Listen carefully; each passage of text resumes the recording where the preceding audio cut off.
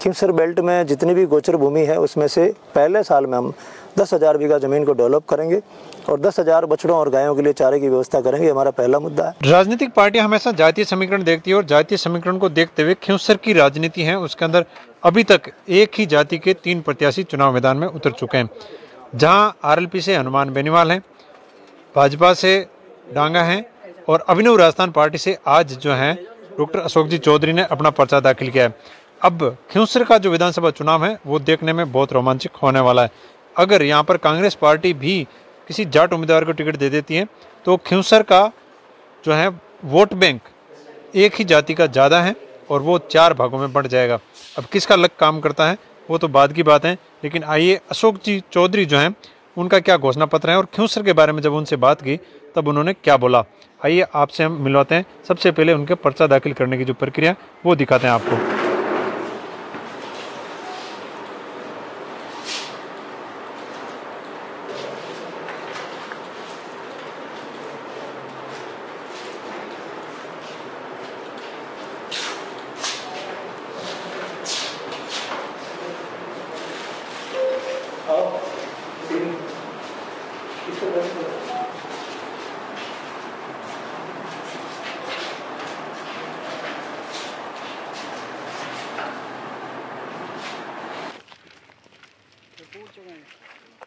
कि hot seat है तो आपने क्यों से सीट चुनी, क्या कारण? आपको लगता है हॉट सीट है, मुझे तो ये बहुत कूल सीट लगती है।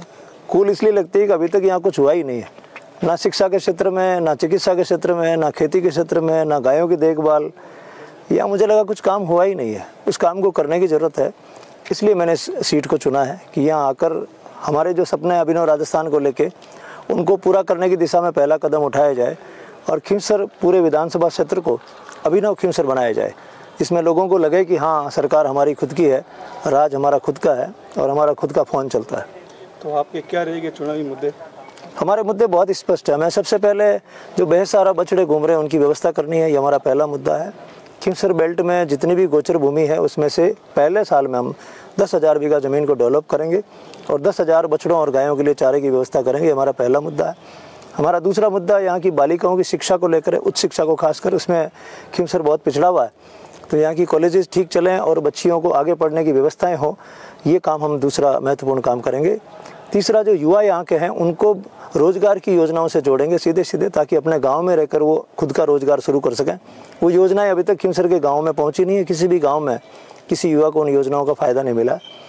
पुलिस में बहुत सारे सुधार करने हैं हमको, पुलिस व्यवस्था में, उसके लिए हमें काम करना है। खनिज का बेल्ट है बहुत ज़्यादा और उस खनिज के बेल्ट होने के बावजूद भी इस क्षेत्र को कुछ खास फायदा मिलता दिखाई नहीं दे रहा है, तो उस पर भी हम लोग काम करेंगे। ऐसे हमारे 12-13 मुद्दे हैं जिन पर हम काम करेंगे।